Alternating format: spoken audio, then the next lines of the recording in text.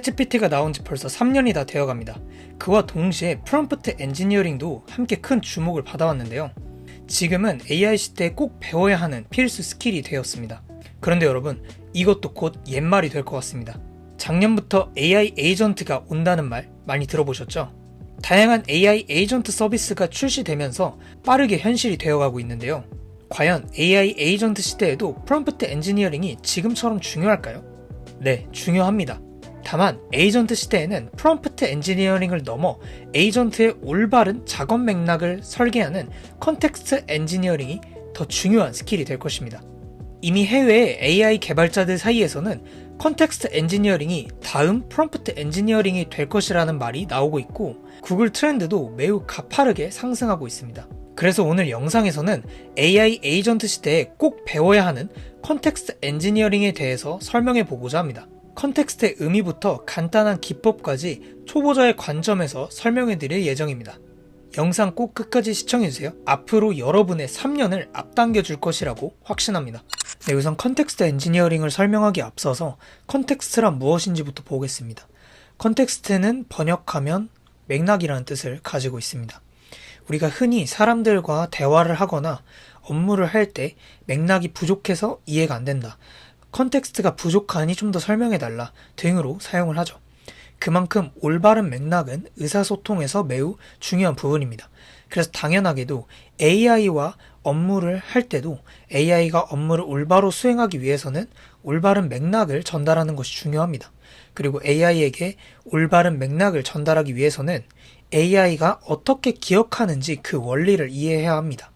그래서 컨텍스트를 이어서 설명하기 앞서서 AI 모델이 기억하는 원리에 대해서 한번 보도록 하겠습니다. 크게 두 가지의 특성을 가지고 있는데요. AI 모델은 단기 기억 상실증에 걸렸다. 그리고 두 번째는 AI 모델은 한 번에 전달받을 수 있는 맥락에 한계가 있다 라는 점입니다. 이 두 가지 원리를 첫 키스만 50번째라는 로맨스 영화로 비교해서 매우 쉽게 설명해 드릴게요. 네, 첫 키스만 50번째라는 로맨스 영화고요. 이 영화의 간단한 줄거리를 소개해 드리겠습니다. 일단 주인공 여자 루시가 있고요. 이 루시는 10월 13일에 교통사고를 당하면서 해마가 손상됩니다. 그리고 모든 기억이 이 사고 전날 10월 13일 이전에 다 멈춰져 있습니다. 그래서 자고 일어나면은 그날 있었던 일들을 모두 잊어버립니다. 그러니까 자고 일어나면 매일 10월 13일인 거예요. 그리고 어느 날 남자 주인공 헨리를 이제 처음 만나게 되는데요. 둘이 이제 첫날에 사랑에 빠졌지만 다음날이 되면 이 루시는 헨리를 기억하지 못합니다. 결국 주인공 헨리는 매일 새롭게 루시를 꼬시게 되죠. 결과적으로 둘은 결혼도 하고 아이도 낳고 행복하게 사는 해피엔딩인데요. 루시의 기억장애가 나은 게 아니고 루시의 기억장애는 그대로인 상태입니다. 그럼 도대체 어떻게 이게 가능했을까요? 매일 기억을 잃는데 어떻게 둘이 결혼도 하고 아이도 낳을 수 있었을까요? 그 해결책은 바로 비디오 테이프입니다. 헨리가 매일 아침 그동안 우리들의 스토리가 정리된 이 비디오 테이프를 아침마다 일어나면 보게 합니다. 그 비디오 테이프 안에는 루시가 교통사고를 당해 기억장애가 있고 지금의 남자친구를 만나서 결혼 앞두고 있다, 이러한 이야기들이 맥락을 전달을 해주는 거죠. 네, 이렇게 루시는 사고 당일날 10월 13일에 기억이 끊겨 있지만 오늘까지 있었던 이 빈 공간을 이 비디오 테이프로 아침에 채워주는 겁니다. 여기서 한 가지 주목할 점은 저희가 전달할 수 있는 이 맥락의 길이는 비디오 테이프의 길이만큼 한정이 되어 있다는 겁니다. 만약에 모든 맥락을 디테일하게 설명하려면 하루 종일도 사실 부족하잖아요. 하지만 그렇다고 하루 종일 맥락만 설명한다면 그날 하루를 살아낼 수가 없겠죠. 그래서 최대한 적절한 양만큼만 맥락을 담아내야 하는 거고요. 이것을 헨리가 매일 밤 고민해서 하고 있었던 거고, 이게 바로 컨텍스트 엔지니어링이라고 볼 수가 있습니다. 네, 바로 그동안 있었던 일들에 대한 맥락을 전달해 주는 겁니다. 네, 그럼 조금 더 이해하기 쉽게 이제 챗GPT를 실제로 가지고 와서 루시와 한번 비교를 해보겠습니다. 일단 GPT는 자신이 학습된 날까지만 기억을 가지고 있습니다. 제가 오늘 물어보니까 2024년 6월까지 반영이 되어 있다고 합니다. 마치 루시의 사고 당일과 같은 겁니다. 제가 메시지를 보내는 순간 그러니까 제가 이 채팅창에 메시지 하나를 보내는 순간은 루시가 아침에 일어나는 상황과 동일합니다. 아침에 일어났을 때 루시는 전날에 있었던 모든 기억을 못하는 것처럼 GPT도 바로 위에 주고받은 내용들도 기억을 못합니다. 아닌데 대화를 기억하고 있던데라고 생각하시는 분들이 많을 거예요. 왜냐하면 실제로 저희가 대화를 주고받고 있잖아요. 그거 자체가 기억을 한다는 의미니까요. 그거는 맞는데 실제로 기억은 못합니다. 근데 저희가 이 메시지를 보내는 순간순간 이 챗GPT 서비스에서 저희가 대화를 나눴던 이 내용들을 묶어서 이렇게 비디오 테이프로 만들어줍니다. 그리고 그걸 AI 모델에게 넘겨주는 거죠. 그러니까 실제로는 기억을 못하는데 챗GPT 서비스에서 이 비디오 테이프를 계속 만들어주고 있는 겁니다. 네, 그러면 저희가 얼마만큼의 대화를 넣어줄 수가 있을까요? 모든 대화 내역을 무한정 넣어줄 수 있을까요? 안 되겠죠. 아까 루시의 예시에서도 보았듯이 맥락이라고 하는 거는 이 비디오 테이프의 시간에 한정이 되어 있었습니다. 그것처럼 각각의 모델이 이 기억을 한 번에 넣을 수 있는, 맥락을 넣을 수 있는 그 크기가 한정이 되어 있습니다. 그래서 12만 8천 토큰이 이제 GPT-4 옴니 모델이 되는데, 그러면 이 저희가 대화를 나눈 이 대화 내역이 이 12만 8천 토큰이라고 하는 어떤 단위를 넘어가게 되면 그 넘어가는 만큼은 기억을 못하게 됩니다. 그래서 저희는 이러한 그 맥락의 한계를 컨텍스트 윈도우라고 부르고요. 윈도우가 이제 창문이잖아요. 그래서 그 창 사이에 있는 것들만 저희가 볼 수 있다라는 의미가 될 것 같습니다. 네, 그럼 여기까지 한번 정리를 해보겠습니다. AI 모델이 기억하는 원리는 아까 1번은 AI 모델은 단기 기억 상실증에 걸렸다. 루시처럼 기억을 학습된 날 이후로 못하는 거죠. 그래서 내가 메시지를 보낼 때마다 사실은 기억은 나지 않는 게 정상입니다. 하지만 GPT 서비스에서 매번 컨텍스트, 맥락을 전달을 해주고 있습니다. 비디오 테이프로요. 그리고 두 번째는 AI 모델은 한 번에 전달받을 수 있는 맥락에 한계가 있다. 그래서 아까 비디오 테이프의 길이 또는 AI 모델에게 있는 컨텍스트 윈도우라고 하는 요 크기만큼만 저희가 AI 모델에게 맥락을 전달할 수가 있습니다. 그래서 대화가 너무 많이 길어져서 컨텍스트 윈도우를 넘어간다. 그러면 그 넘어가는 만큼의 대화는 기억을 못하게 됩니다. 네, 그럼 컨텍스트라고 하는 거는 결국 기억 장애가 있는 AI 모델에게 저희가 맥락, 컨텍스트를 전달하는 것이라고 했는데요. 그러면 이제 컨텍스트 엔지니어링은 무엇일까요? 프롬프트 엔지니어링과 굉장히 말이 유사한데요. 최근에 테슬라 AI 총괄을 맡고 바이브 코딩이라는 단어를 창시했던 앤드류 캐퍼스라고 하는 AI 연구자가 있습니다.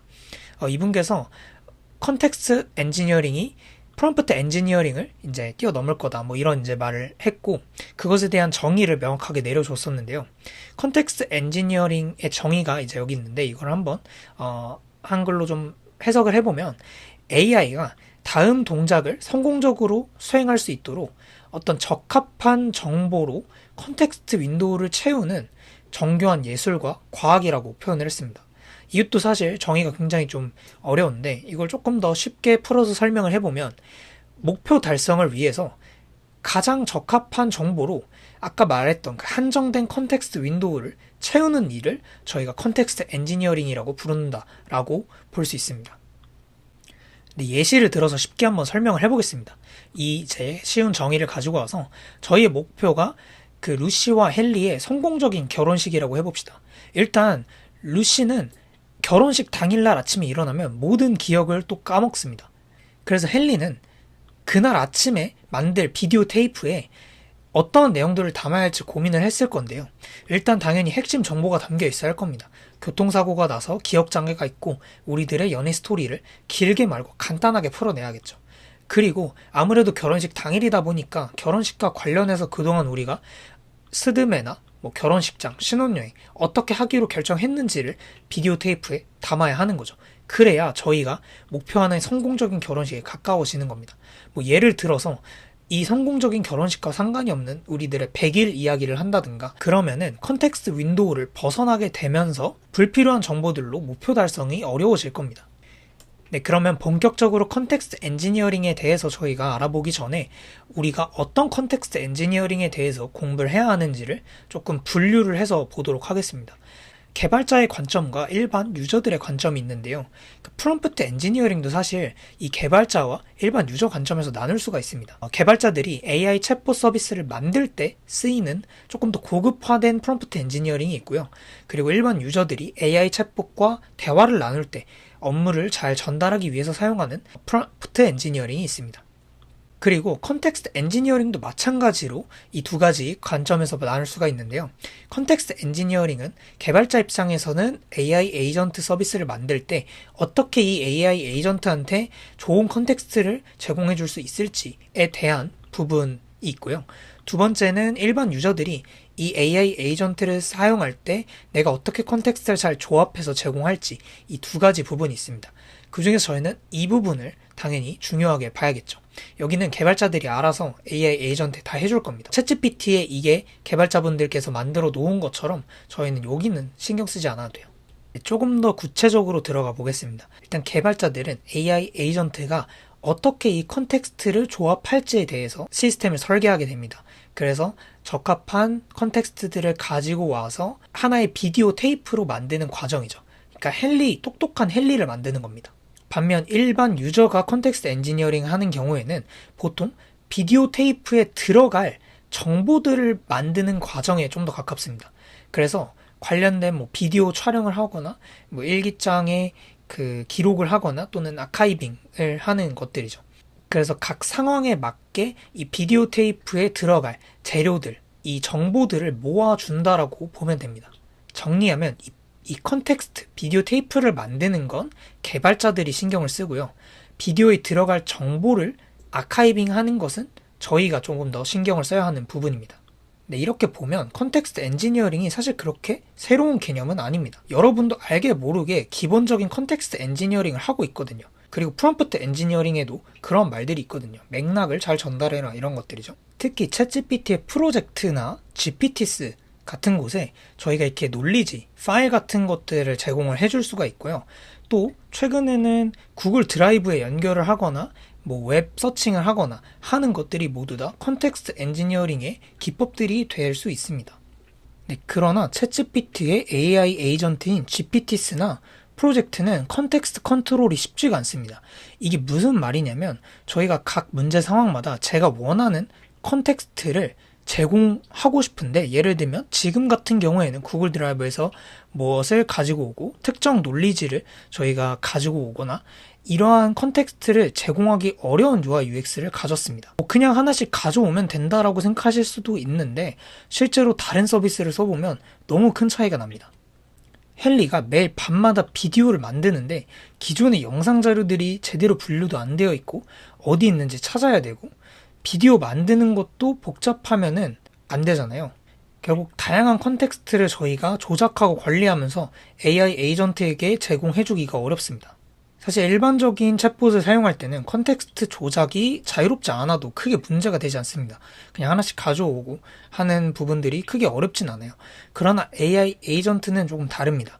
AI 에이전트는 단순한 챗봇이 아니고 목표를 이룰 때까지 스스로 계획을 세우고 행동을 해나갑니다. 그래서 저희의 개입 없이 스스로 문제를 해결해주는 것이 중요한데, 만약에 처음부터 명확한 컨텍스트가 제공되지 않으면 스스로 동작하지 못하고 조금 실행하고 멈춰서 저희에게 컨텍스트를 요구하고 조금 실행해서 멈춰서 또 물어보면서 실질적인 AI 에이전트로 동작을 하기보다는 챗봇처럼 행동을 하게 되는 거죠. 마치 루시가 이제 성공적인 결혼식이라고 하는 것에 대해서 저희가 제대로 된 컨텍스트를 제공해주지 않았으면 계속 나 드레스 뭐 입지? 나 이때 어디로 이동을 해야 해? 우리 신혼여행은 어디야? 등과 같은 하나하나 질문을 하게 된다는 거죠. 네, 이거는 AI 에이전트의 능력을 저희가 100% 활용한다고 볼 수가 없습니다. 제가 방금 설명드린 개념은 싱글 스텝과 에이전트의 개념인데 제가 다른 영상에서 이것을 소개해드렸었는데요. 해당 영상을 참고해주시면 좋을 것 같습니다. 네, 정리하자면 AI 에이전트에게는 컨텍스트 엔지니어링이 필요합니다. 그 이유는 AI 에이전트는 목표를 이룰 때까지 끊기지 않고 스스로 계획을 세우고 행동을 해야 합니다. 그런데 중간에 컨텍스트 맥락이 누락되어 있거나 필요한 맥락이 제대로 제공되어 있지 않으면은 저희에게 중간중간 계속 물어보면서 행동이 끊기게 되고 목표를 제대로 완수하지 못하게 됩니다. 또한 컨텍스트를 제공하기 쉬운 UI UX여야 저희가 컨텍스트 엔지니어링을 또 제대로 할 수가 있는 거죠. 하지만 현재 챗GPT의 GPT스나 클로드와 같은 서비스는 이 컨텍스트 엔지니어링을 하기에는 적합하지 않은 UI UX를 가지고 있습니다. 그럼 어떻게 해야 하냐고요?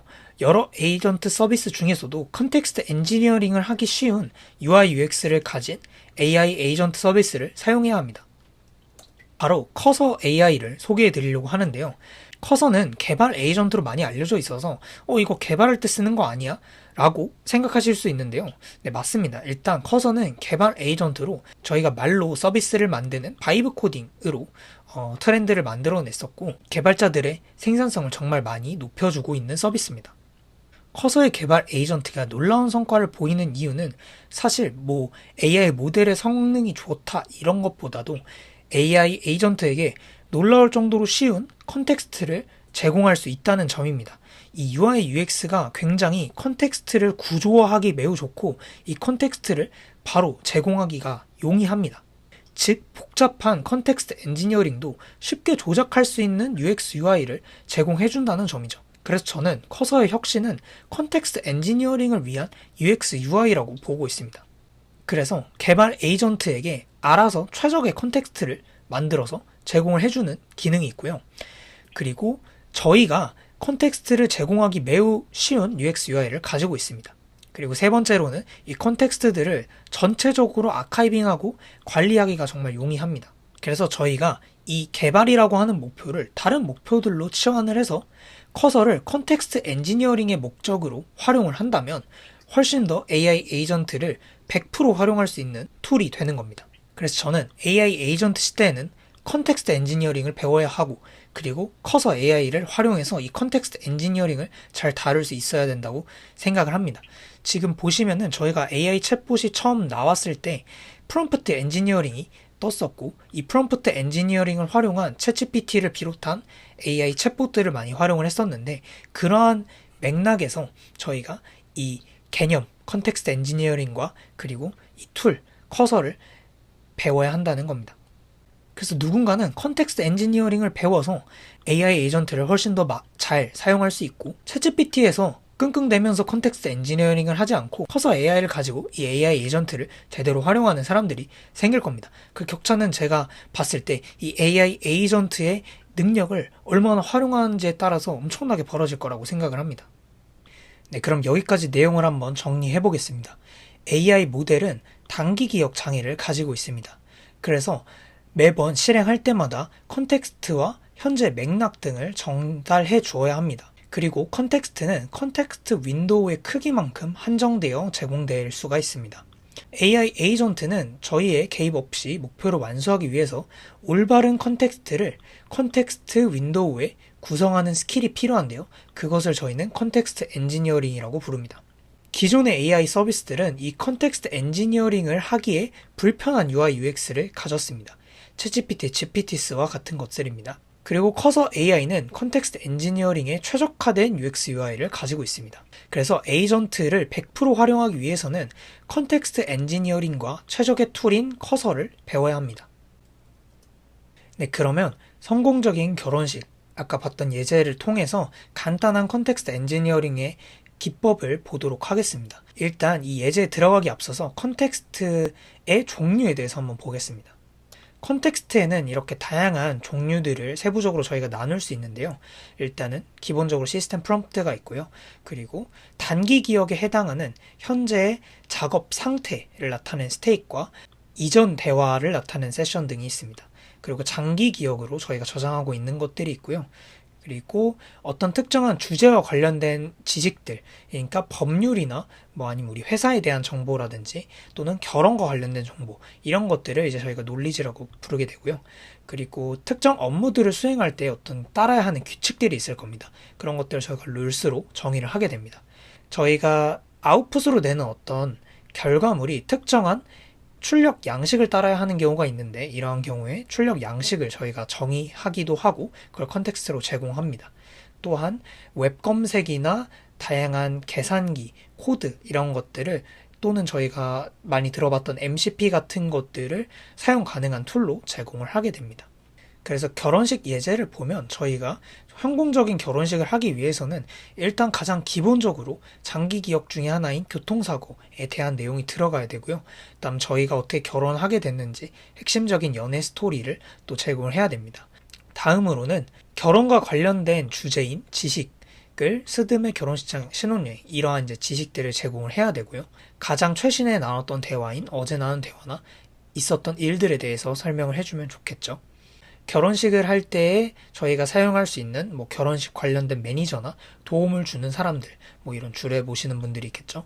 그렇게 저희가 가능한 툴들을 또 정의를 해주게 되고 이러한 컨텍스트가 하나의 이 비디오 안에 담겨서 들어가게 됩니다. 그래서 저희가 커서를 추후에 사용을 해서 이 웹 서비스를 개발하기 외에 다양한 목표들을 이제 수행을 할 수가 있게 되는데 그때 저희가 컨텍스트를 어떻게 구성을 해야 하는지 그래서 핵심 규칙이나 출력 양식은 어떻게 정의하고 어떻게 쓰고 어떠한 툴들을 저희가 제공을 할 거고 지식들은 어떻게 세팅을 할 건지 이러한 것들을 다루는 것이 컨텍스트 엔지니어링이라고 보시면 됩니다. 그래서 다양한 이러한 목표들을 달성할 수 있는 컨텍스트를 내가 구성할 수 있다면 컨텍스트 엔지니어링 스킬이 되게 높은 것으로 저희가 볼 수가 있겠죠. 그래서 앞으로 저희 채널에서는 이렇게 커서를 통해서 컨텍스트 엔지니어링을 하는 다양한 예제들을 보여드릴 예정이니까요. 구독하고 컨텍스트 엔지니어링 누구보다 빠르고 쉽고 정확하게 배워가시면 좋을 것 같습니다. 궁금하신 내용들은 댓글로 남겨주시면 답변 달아드리도록 하겠습니다. 그럼 다음 영상에서 뵙겠습니다.